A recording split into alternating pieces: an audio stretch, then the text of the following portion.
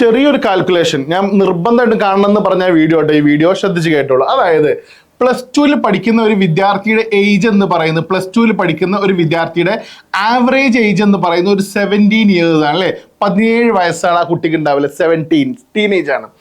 ഈ 17 വയസ്സ് കഴിഞ്ഞാൽ നമ്മുടെ നാട്ടിൽ, ഞാൻ എൻ്റെ നാട്ടിലൊരു ആവറേജ് കണക്ക് കിട്ടാം, 18, 19, 20, 21, 22, 23, 24, അതായത് ഒരു 24, ഒരു 25, ഞാൻ 25 കൂടെ ഒരു 8 വർഷം കഴിഞ്ഞാൽ ആശാനെ സംബന്ധിച്ച് 25 വയസ്സായി.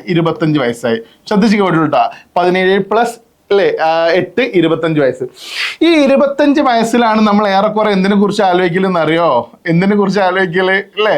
യെസ്, ആസ് യു നോ, മാരേജിനെ കുറിച്ച് ആലോചിക്കല്. ഈ മാരേജിന്റെയും ഈ സ്കൂൾ ലൈഫിന്റെ ഇടയിൽ കിട്ടുന്ന ഇയർ എന്ന് പറയുന്ന 8 കൊല്ലാണ് ചെങ്ങൈമാരെ. നിങ്ങൾക്ക് അറിയാൻ കഴിയും ഈ വർഷത്തെ ഈ നടക്കുന്ന മാരേജ് ഫംഗ്ഷൻ എന്ന് പറഞ്ഞൊക്കെ വെച്ചാല് ഇങ്ങനത്തെ ഒരു കല്യാണങ്ങളൊന്നും ഇപ്പൊ ഈ അടുത്തൊന്നും കണ്ടുണ്ടാവില്ല അല്ലേ. അങ്ങനെയുള്ള ഒരു രക്ഷയില്ലാത്ത ഒന്ന് അറേബ്യൻ നൈറ്റ് അല്ലേ, മറ്റൊന്ന് മെഹന്തി ഫെസ്റ്റ്, ഹൽദി, ഇനി എന്താ ഇനിയുള്ളത് അങ്ങനത്തെ എല്ലാം അല്ലേ. പഞ്ചാബി അത് വേറെ അല്ലേ. പഞ്ചാബി, ഇതിന്റെ മുന്നേ ഒരു മിഠായി കൊടുക്കുന്ന വേറൊരു ചടങ്ങില്, മിഠായി കൊടുക്കൽ ചടങ്ങ് വേറെ. ഇങ്ങനെ പറഞ്ഞിക്കാണ്ട് പരിപാടികളുടെ കുതുക്കൂലാണ് അല്ലേ. വേറൊരു കാര്യം കൂടെ പറയണമെന്നുണ്ടെങ്കിൽ നമ്മൾ വീട് കാഴ്ച എന്ന് പറയുന്ന പരിപാടി ഉണ്ടല്ലേ, അതുപോലെ ലൈക്ക് പല പല പരിപാടികളാണ്. എങ്ങനെ അതിന് മുന്നേ മറ്റൊരു കാര്യം, സേവ് ദ ഡേറ്റ്. ഇങ്ങനെ പരിപാടിയാണ്, നരപ്പെട്ട പരിപാടിയാണ്, ഒരു ഓപ്ഷനും ഇല്ല. അതായത് ഈ 8 വർഷത്തിന്റെ ഇടയിൽ ഈ കല്യാണം കഴിക്കാൻ ഏറ്റവും ചുരുങ്ങിയ നമുക്കൊരു 10 ലക്ഷം റുപ്യ വേണ്ടി വരും. ഇപ്പോഴത്തെ സ്വർണത്തിന്റെ പിന്നെ വില നമുക്ക് അറിയാൻ കഴിയും, 74,000 ആണ്. 74,000 രൂപയാണ് ഒരു പവൻ സ്വർണത്തിനൊക്കെ വരുന്നത്. അപ്പൊ നമ്മൾ ഒരു മഹറായിട്ടോ അല്ലെങ്കിൽ താലി കെട്ടാനൊക്കെ നമ്മൾ എന്ത് ചെയ്യണം, ഒരു പവനെങ്കിലും മേടിക്കുകയാണെങ്കിൽ തന്നെ 74,000 രൂപ അങ്ങനെ തന്നെ വരും കേട്ടോ. അങ്ങനെ മിനിമം നമ്മുടെ എല്ലാ 10 lakh rupees. അതായത് വേണ്ട, ഞാൻ 8 lakhിലേക്ക് കല്യാണം പിന്നെ നിങ്ങളെ എക്സ്പെൻസ് കുറച്ചിട്ടോ, 8 lakhിലേക്ക് എക്സ്പെൻസ് കുറച്ചു. 8 ലക്ഷം റുപ്യ. അതായത് ഒരു കൊല്ലം +2 കഴിഞ്ഞാൽ നിങ്ങളിങ്ങനെ ഓരോ ലക്ഷം വെച്ച് എന്ത് ചെയ്യണം, ഒരു വർഷത്തിൽ നിങ്ങൾ എന്ത് ചെയ്യണം, ബാലൻസ് ആക്കണം. ഓരോ ലക്ഷം വെച്ചിട്ട് ഒരു വർഷം ബാലൻസ് ആക്കുക എന്ന് പറയുന്ന സമയത്ത് ശ്രദ്ധിച്ച് കേട്ടോ, ഒരു മാസം +2 കഴിഞ്ഞ് നിങ്ങൾ ഇറങ്ങുന്ന സമയത്ത് ഒരു മാസത്തിൽ നിങ്ങളുടെ ശേഷം എത്ര വേണമെന്ന് അറിയോ? ഞാൻ കാൽക്കുലേറ്റർ ഒന്നും എടുക്കാമല്ലോ, വലിയ അതിബുദ്ധി ഒന്നും കാണിക്കണില്ല, ഞാൻ എക്സാക്ട് പറയാം കേട്ടോ. ഒരു ലക്ഷത്തിനെ നമ്മൾ ഡിവൈഡ് ചെയ്യാണ്, 12 ആയിട്ട് ഡിവൈഡ് ചെയ്യുകയാണെങ്കിൽ 8,300 രൂപ അല്ലെ. 8,300 രൂപ ഇനി ഇവിടുന്ന് നിങ്ങളുടെ കയ്യിൽ മാസം ബാലൻസ് ആയി വരണം മക്കളെ. ബാലൻസ് ആയിട്ട് എല്ലാ മാസവും വരണം. ഇനി നമ്മൾ ആ 8,300 വീണ്ടും നമ്മൾ 30 ഹരിക്കുകയാണെന്നുണ്ടെങ്കിൽ, നോക്കിക്കോളൂ, 30 ഹരിക്കുകയാണെന്നുണ്ടെങ്കിൽ 277 രൂപ. അതായത് 277 പോട്ടെ, 300 രൂപ ഇവിടെ മുതൽ നിങ്ങൾ എന്ത് ചെയ്യണം, സേവ് ചെയ്ത് തുടങ്ങണം എന്ന്. +2 കഴിയുന്നത് മുതൽ 300 രൂപ സേവ് ചെയ്ത് തുടങ്ങണം എന്നോ. എങ്കിലാണ് നമ്മൾ മാരേജിന് ഒരാളെ മുന്നിൽ കൈ നീട്ടാണ്ട് നമുക്ക് അന്തസ്സിൽ, മാരേജ് മാത്രമൊന്നുമല്ല ലക്ഷ്യം, പക്ഷേ അത് പാർട്ട് ഓഫ് ലൈഫാണ് അല്ലേ. പക്ഷെ ഇതിൻ്റെ ഇടയിൽ ഈ 8 വർഷത്തിൻ്റെ ഇടയിൽ നിങ്ങൾ ആലോചിച്ച് നോക്ക്, നിങ്ങൾ ജോബ് സെക്യൂർ ചെയ്യണ്ടേ അല്ലേ. നിങ്ങൾ PSC എക്സാം ആണോ, അത് എഴുതാൻ വേണ്ടി പഠിക്കണ്ടേ, അതിന് ടൈം നമ്മൾ കൊടുക്കണ്ടേ. അത് നീറ്റ് ആണോ എഴുതുന്നത്, അതിന് ഡ്യൂറേഷൻ വെക്കണ്ടേ. നീറ്റ് കാലാകാലം റിപ്പീറ്റ് അവിടെ നിന്ന് അങ്ങോട്ട് റിപ്പീറ്റ്, പിന്നെ എന്ന മൂക്കിൽ പഞ്ഞിച്ചിട്ടാണോ നമ്മൾ പ്രൊഫഷണൽ നേടുന്നത്? ഷട്ടപ്പെട്ട് വെച്ചിട്ട് പഠനങ്ങളൊക്കെ സ്പീഡാക്കുക എന്ന് പറഞ്ഞ് മനസ്സിലാവുന്നുണ്ടോ? ഒരു കാര്യം ശ്രദ്ധിച്ചോളൂ, കളിയൊക്കെ അല്ലാട്ടോ, നമ്മൾ പഠനം എന്ന് പറയുന്ന സംഗതിയാണ്. പഠിച്ചിട്ടാണോ നിങ്ങളുടെ ലക്ഷ്യം, നിങ്ങൾ കാണുന്ന ലക്ഷ്യം പഠനത്തിലൂടെയുള്ള ലക്ഷ്യമാണോ? പഠനത്തിലൂടെ അല്ലാണ്ട് വല്ല ലക്ഷ്യമുണ്ടോ? ഉണ്ട്. പല ആളുകൾ ബിസിനസ് ഒക്കെ ചെയ്യുന്നുണ്ട്. ബിസിനസ്സിന് വേണ്ട ഒരു ഫൗണ്ടേഷൻ, പിന്നെ ആവറേജ് പഠനമൊക്കെ പഠിച്ച ആളുകൾ ഓക്കെ. പിന്നെ ക്രേസ് ആണല്ലോ, ബിസിനസ് ഒക്കെ ഓരോ ക്രേസ് ആണല്ലോ അല്ലേ. അത് വിട്, ഞാൻ അങ്ങ് മാറ്റി. കാര്യം എന്താ വെച്ചാൽ ഇന്നലെ +2 പിന്നെ പരാജയപ്പെട്ട ഒരുത്തിന് 10ാം ക്ലാസ് കഴിഞ്ഞ് +2 പരാജയമാണ് അവന്. പക്ഷേ ലൈക്ക് അവർക്ക് ഓരോരോ ബിസിനസ്, പിന്നെ ഓൺലൈനിലാണ് അവരുടെ ടീഷർട്ട്, വിൻറ്റേജ് ക്ലോത്തിങ്സ് ഒക്കെ സെയിൽ ചെയ്യുന്ന ഒരുപാട് ആളുകൾ ഞാൻ കണ്ടിട്ടുണ്ട്. അപ്പോൾ പിന്നെ നമ്മുടെ പിന്നെ മാർക്ക് പഠനമൊന്നുമല്ല നമ്മുടെ ബിസിനസ്സിനെ ബാധിക്കുന്നത്. പഠനം അജ്ഫാന്റെ ഓണർ വലിയ പഠിപ്പുള്ള ആളാണോ? അല്ല. അല്ലെ യൂസുഫ് അലി, MA യൂസുഫ് അലി വലിയ പഠിപ്പുള്ള ആളാണോ? അല്ല. ഇപ്പൊ നമ്മൾ പഠിപ്പല്ല നമ്മൾ ഡിഫൈൻ ചെയ്യുന്നത്.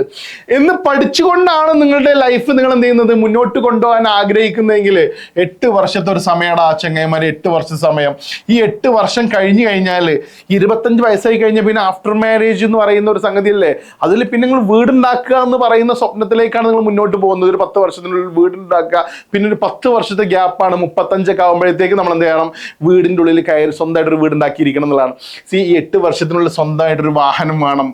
അച്ഛൻ്റെയോ അല്ലെങ്കിൽ അമ്മയുടെയോ ബ്രദറിൻ്റെയോ വാഹനമല്ല, സ്വന്തമായിട്ടൊരു വാഹനം വേണം. 8 വർഷത്തിൻ്റെ ഇടയിൽ നമ്മൾ ലൈഫ് പക്ക പ്ലാൻ ചെയ്തിട്ടുണ്ടെങ്കിൽ അഡപ്പടലം മൂഞ്ചും. അതായത് ഒരാൾക്ക് 100 രൂപ കിട്ടിക്കഴിഞ്ഞാൽ, ശ്രദ്ധിച്ച് 1000 രൂപ കിട്ടിക്കഴിഞ്ഞാൽ വേണ്ട, 100 രൂപ കിട്ടിക്കഴിഞ്ഞാൽ അതിൽ നിന്ന് 10 രൂപ സേവ് ചെയ്യാൻ അവന് പറ്റണില്ലെങ്കിൽ 1000 കിട്ടിക്കഴിഞ്ഞാൽ അവനക്ക് 100 രൂപ സേവ് ചെയ്യാൻ പറ്റൂല.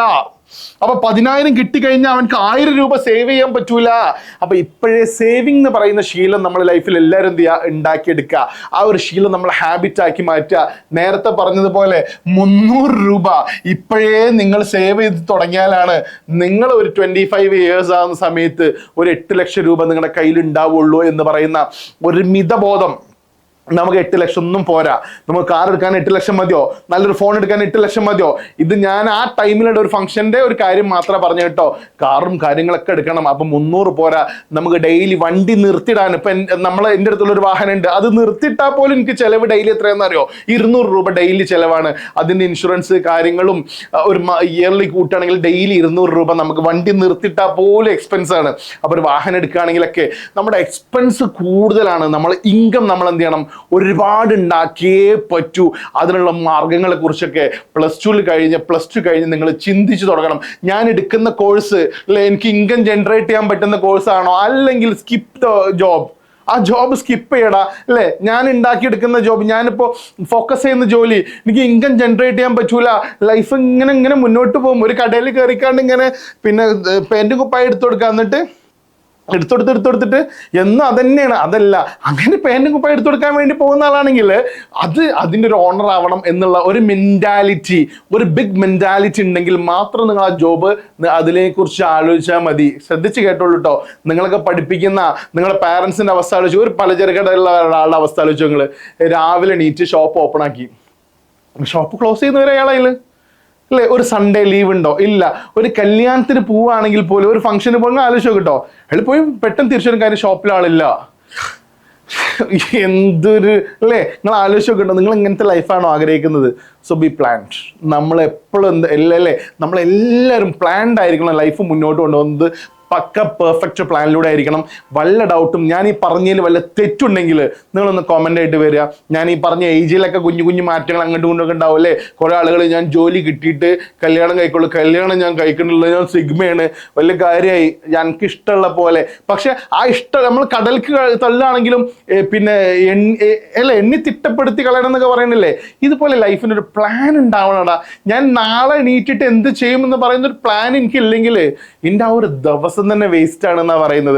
അപ്പൊ ലൈഫിൽ എല്ലാത്തിനും എന്ത് ചെയ്യണം, എൻ്റെ എല്ലാ മക്കളോടും ഞാൻ പറയുന്നു, പ്ലാൻ ഉണ്ടായിരിക്കണം എന്ന് പറഞ്ഞുകൊണ്ട് ഞാൻ എൻ്റെ പിന്നെ വീഡിയോ നിർത്തുന്നു. കൂടാണ്ട് അടിയിൽ ഈ ഒരു വീഡിയോനെ കുറിച്ചുള്ള കുറച്ച് കോമൻസ് ആയിട്ട് വരിക. ഇതിനെക്കുറിച്ച് മറ്റൊരു വീഡിയോ എന്താണോ നിങ്ങൾക്ക് വേണ്ടത് അതൊന്ന് അടിയിൽ എന്ത് ചെയ്യുക, ഒന്ന് കോമെന്റ് ചെയ്യുക. നിങ്ങളുടെ ഡ്രീം എന്താണ് അതൊന്ന് കോമെന്റ് ചെയ്യുക. ഞാൻ നിങ്ങളെ കോമെന്റിൽ എന്ത് ചെയ്യുക, ഒന്ന് ചാറ്റ് ചെയ്യാം കേട്ടോ. Thank you very much. See you there.